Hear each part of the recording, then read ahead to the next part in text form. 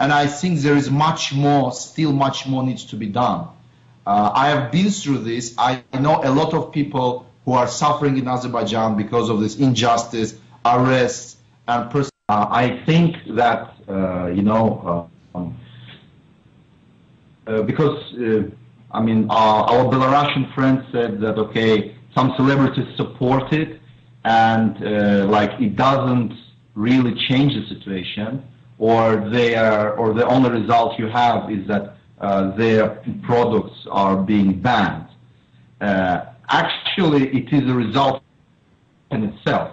It helps. Imagine someone who doesn't care about some concrete political prisoner in, let's say, Belarusia, who is Belarusian, but he cares about, being able to listen to, I don't know, Mick Jagger, for example, right? So at the moment when the system prohibits him to listen to his, hero, I don't know, someone who entertains him, it starts, to hit, that citizen. He realizes more in kind of, in what kind of system he is living, and it actually helps the cause, I would say. And I think it helps. It helps hugely, and I think there is, even you call just 3 names, I know Belarus is much better off than Azerbaijan.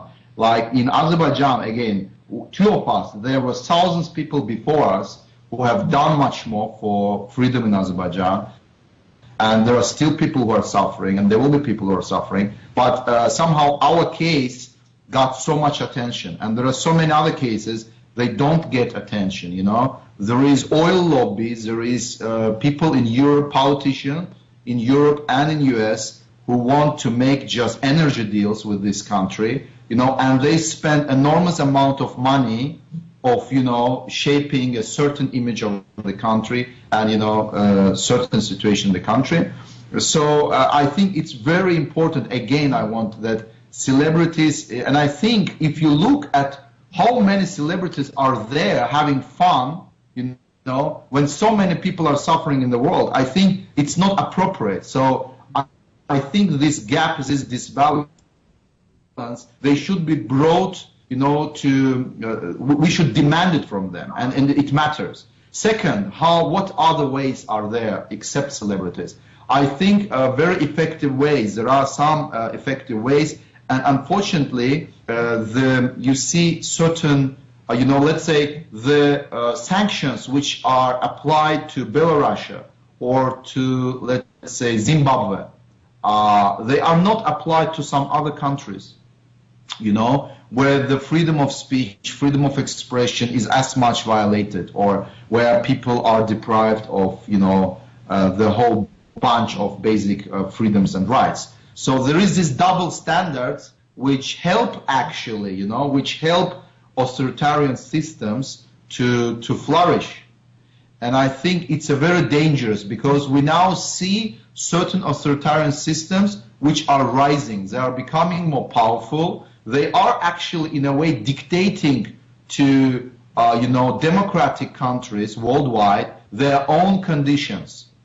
And you see it on, in issues of climate change. You see it on the issue of, entrance of Yahoo, Google, Facebook into certain markets. There are a lot of issues like this, and I think that compromising your values, your principles, will not make fight for freedom stronger. It will weaken that. You can win certain margins in the market, but at the end of the day, what you are doing, you are actually strengthening these authoritarian systems, and we can all end up in the world where you will have the authoritarian systems which are much richer, which are much more powerful than, let's say, Western world or democratic countries worldwide, and you will end up, compromising. Now you have a choice, like democratic countries, Western world,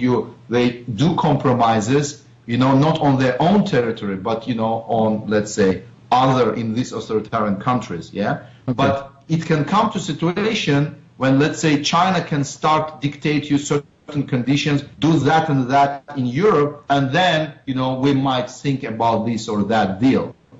You know, and it's very disgusting what we see on political level, that, let's say, prime ministers of Western countries start to work as consultants,